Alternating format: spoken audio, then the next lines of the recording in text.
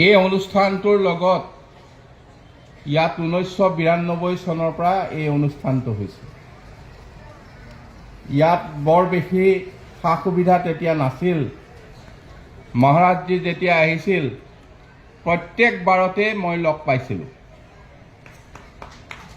আৰু 96 চনত যেতিয়া আপোনালোকে মোক ইয়াৰ পৰা দিল্লীলৈ MP কৰি পঠাইছিল তেতিয়া মহাৰাজজিক মই আৰু ওচৰৰ পৰা লগ পালোঁ। তেখেত তেতিয়া কেন্দ্ৰীয় চৰকাৰৰ মন্ত্ৰী হৈছিল, বিত্ত মন্ত্ৰী, ৰেল মন্ত্ৰী।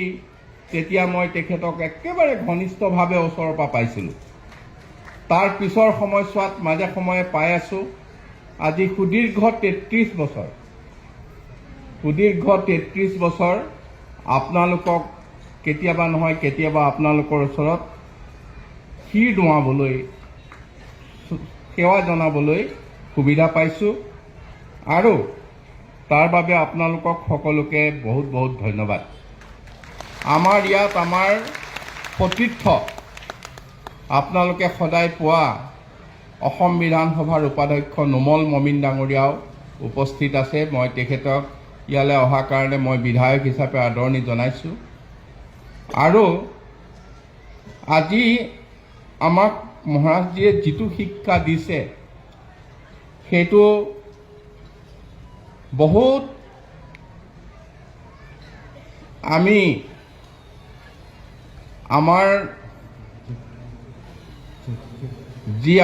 জগতগুৰু শ্ৰীমন্ত শংকৰদেৱকে ধৰি যিসকলে আমাক কৈ আহিছিল যে একাত্ম পৰমাত্মাৰ লগত আত্মাৰ যিটো মিলন, এই পৰমাত্মাৰ লগত আত্মাৰ মিলনটোৱে হৈছে এই সদ্ভাৱনাৰ মহা সন্মিলন। সেইখনে আমি কাক বিচাৰিছোঁ? আমি সেই পৰমাত্মাক বিচাৰিছোঁ। আমাৰ আত্মা যাতে পৰমাত্মাৰ লগত মিলন হয়। মই সিদিনাৰ কথা সকলোকে জনপ্ৰিয় হৈ থকা এটা কথা কওঁ। জুবিন গাৰ্গে কৈছিল যে মানুহৰ মুখত হাঁহি বিৰিঙালেই ভগৱানক পোৱাটো বুজায়। আমি মানৱ ধৰ্ম, মানুহৰ প্ৰতি আমি সদ্ভাৱনা থাকিলেই ভগৱানক পূজা হয়। গতিকে এই কথাটো আমি সিদিনা এইকেইদিন আমাৰ মাজত চলি আছে এইটো কথা। ঠিক তেনেকৈ আমাক মহাৰাজজিয়ে এই কথাখিনিৰ যি দীক্ষিত কৰিছে, আমি মানুহে মানুহৰ প্ৰতি যিটো সদ্ভাৱ থাকিব লাগে, যিটো সদ্ভাৱনা থাকিব লাগে, সেই প্ৰকৃত জ্ঞানটো মহাৰাজজিৰ পৰা আমি পাইছোঁ। গতিকে মহাৰাজজিৰ ওচৰত কৃতজ্ঞ আমি। যেনেকৈ আমাৰ ভূপেন হাজৰিকাই কৈছে, মানে মানুহে মানুহৰ বাবে। আমি এইবিলাক যেনেকৈ আমাৰ মাজত চলি আছে, এই গোটেই কথাখিনিৰ তাত্ত্বিক, আধ্যাত্মিক, ঐশ্বৰিক যিটো শক্তি, এই শক্তিটো মহাৰাজজিৰ প্ৰবচনে আমাক দিছে। গতিকে মহাৰাজজিৰ ওচৰত আমি চিৰকৃতজ্ঞ। তেখেতে আহি আমি এই কলিয়াবৰৰ ভূমিত অসমৰ বিভিন্ন ঠাইৰ লোকক একত্ৰিত কৰি আমাৰ মাজত শান্তি সম্প্ৰীতি ভাতৃত্বৰ যি এনাজৰীডাল কটকটীয়া কৰিছে, এই মহাৰাজজিৰ ওচৰত সেইকাৰণে আমি কৃতজ্ঞ। আজি আপোনালোকৰ আশ্ৰমৰ কথা প্ৰথম যেতিয়া আৰম্ভ হৈছিল তেতিয়া মহাৰাজজিয়ে, মই দিল্লীত যেতিয়া একেলগে পাইছোঁ, কৈছিল যে ইয়াৰ মাটিখিনি ঠিক কৰিব লাগে। মাটি তেতিয়াও আৰম্ভ হৈছিল দিয়া, কিন্তু আজি অলপ সমস্যা বাকী আছে। মুখ্যমন্ত্ৰী ডাঙৰীয়াই ইতিমধ্যে আপোনালোকৰ আগত কৈছে। আমাৰ জিলাৰ আয়ুক্তক আমি আজিলৈ ইয়ালৈ পঠাইছিলোঁ। ইয়াত আহি কাগজ পত্ৰ চব লৈ গৈছে। অতি সোনকালে যিখিনি মাজতে কিছু মাটি দিয়া হৈছে আৰু কিছু মাটি অলপ কাৰিকৰী দিশৰ আইনৰ ভিতৰত ইফাল সিফালৰ কাৰণে দিব পৰা নাই।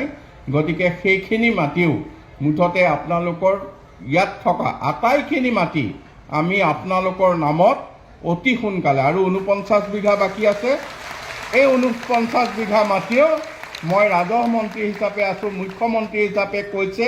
গতিকে সকলোখিনি আপোনালোকক আমি অতি সোনকালে মানে নিৰ্বাচনৰ আগত চেষ্টা কৰিম জানুৱাৰী ফেব্ৰুৱাৰীৰ ভিতৰত এইখিনি মাটি আপোনালোকৰ আমাৰ এই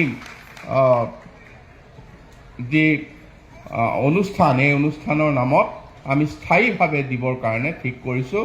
এইখিনিকে আপোনালোকৰ আগত আমি দাঙি ধৰিলোঁ। ভৱিষ্যতে মুখ্যমন্ত্ৰী ডাঙৰীয়াৰ এই ঠাই টুকুৰাৰ উন্নয়নৰ কথাও সিদিনা আমাৰ মহাত্মাসকলৰ লগত ভালকৈ আলোচনা কৰি গৈছে, তেখেতসকলে বিতংভাৱে কৈছে। গতিকে আমি আশা কৰিছোঁ ভৱিষ্যতেও আমি এইখিনি আগুৱাই নিব পাৰিম। আপোনালোকৰ ওচৰত আমি পুনৰ সকলোৰে শ্ৰীচৰণত সেৱা জনাই আশীৰ্বাদ বিচাৰি মোৰ বক্তব্য সামৰিছোঁ। ধন্যবাদ। জনাব सद्भावना सम्मेलन तथा मानव उत्थान सेवा समिति द्वारा आयोजित यहाँ पे उपस्थित सबकी प्यारे आदरणीय सतपाल जी महाराज, ये मानव उत्थान सेवा समिति द्वारा मेरा कॉन्स्टिट्यूंसी में भी हर साल डिस्ट्रिक्ट लेवल में वहाँ पे ये सम्मेलन आयोजित किया जाता है और मैं कई बार इस सम्मेलन में आने के लिए मुझे मौका मिला और आज इतना बड़ा पूरा उत्तर पूर्व के यहाँ पे सम्मेलन हो रहा है। मुझे बहुत अच्छा लग रहा है आपके बीच में आते हुए और आपके साथ में सामने में दो एक शब्द बोलने के लिए। मानव उत्थान सेवा समिति आप लोगों का आदर्श जो है, घृणा हिंसा सबको दूर करके सारे मनुष्य जाति को प्यार से एक साथ बनने के लिए जो आपने काम किया है, सतपाल जी महाराज जी को मैं धन्यवाद देता हूँ, नमन करता हूँ। और आप लोगों ने यही नहीं, ये पूरा धार्मिक अनुष्ठान आपने ये किया है यहाँ पे, लेकिन आप लोगों ने जन जन तक जो सेवाएं देते आ रहा है उसके लिए और भी आप लोगों को दावत देना चाहिए, धन्यवाद देना चाहिए। आप लोगों ने काम किया है गरीब लोगों के लिए, पढ़ाई के लिए, और यही चीज़ें मुझे बहुत बढ़िया अच्छा लगता है। एजुकेशन सेक्टर में भी आप लोगों ने बहुत अच्छा काम कर रहा है। लोगों से डोनेशन लेकर के, डोनेशन का मतलब पेंसिल स्केल वगैरह देते हैं, और लेकिन आपका यह मैंने एक चीज़ देखा है, कहीं पे जाकर के कलेक्शन करके इतना बड़ा सभा नहीं करते, खुद के पैसे से आप लोगों ने इतना बड़ा सभा किया है, इसीलिए और भी आप लोगों को नमन करता है। इतना बढ़िया काम कर रहे हैं आप लोगों ने। और यहाँ पे जो ज़मीन का प्रॉब्लम है, ज़मीन का मालिक हम लोग का मिनिस्टर यहीं पे बैठा हुआ है। हमारे ऑनरेबल चीफ मिनिस्टर अभी अभी आप लोगों को टेलीफोन में बताया कि ये ज़मीन का जो आप लोगों को चाहिए वो जल्द ही कर देंगे। और यहाँ पे हम लोग का मंत्री केशव महंतो जी ने पूरा आप लोगों को बोल दिया कि इलेक्शन से पहले आप लोगों को ये मिल जाएगा। इससे अच्छा और चीज़ क्या हो सकता है। आप लोगों ने बहुत ऑर्गेनाइजर कमेटी को मैं धन्यवाद देता हूँ क्योंकि आप लोगों ने ऐसा जगह चुना है कि वहाँ पे जमीन का मालिक जो मिनिस्टर यहीं पे है, उसी का कॉन्स्टिट्यूंसी, आपका प्रॉब्लम तो यही सॉल्व हो गया। तो ये बहुत अच्छा काम आप लोगों ने किया है। मैं समझता हूँ शुद्ध बुद्धि से अगर हम लोग काम ले तो ये समाज को आगे ले जाने के लिए बहुत कुछ आप लोग कर सकते हैं। हम लोग इसी धरती में रहते हैं, इसी देश में हम लोग रहते हैं, और इसको अच्छा करना, सुधारना हम लोग का जिम्मेवारी है। हम लोग नहीं करेंगे तो कौन करेंगे?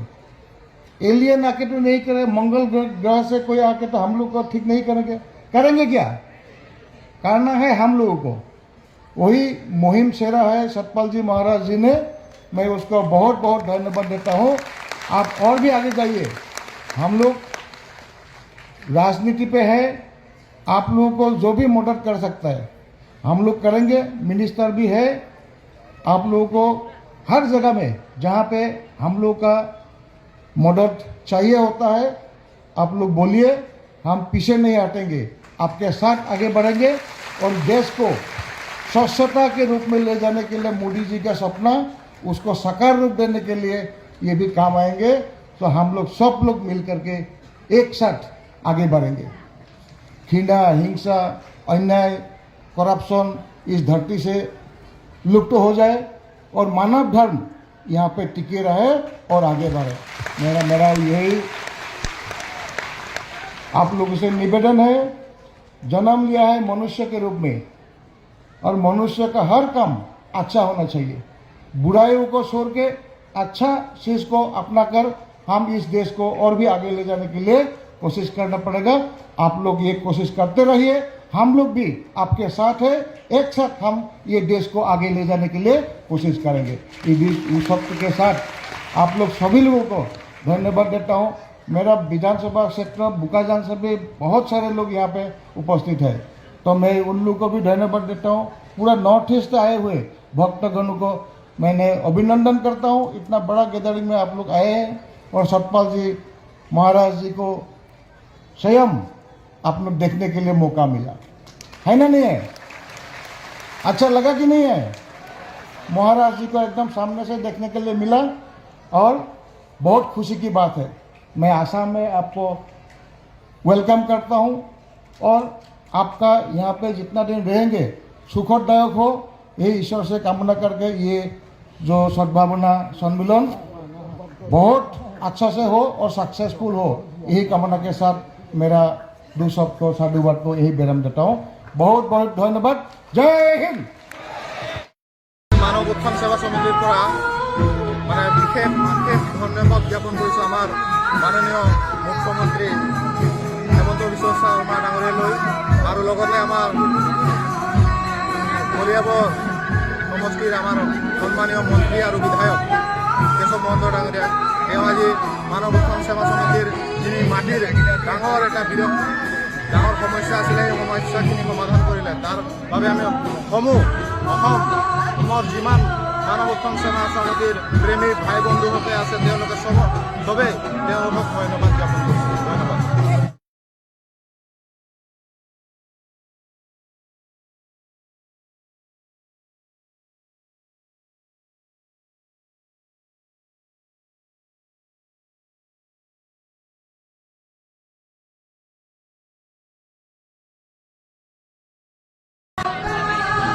আৰু উপস্থিতিত আমি সান্নিধ্য পাই ধন্য মানিছোঁ আৰু সমূহ মহাত্মা বাইজী ভক্তগণৰ উপস্থিতি আমাক কলিয়াবৰৰ এই ভূমি পবিত্ৰ কৰি তুলিছে। আমি তেখেতসকলৰ ওচৰত কৃতজ্ঞ।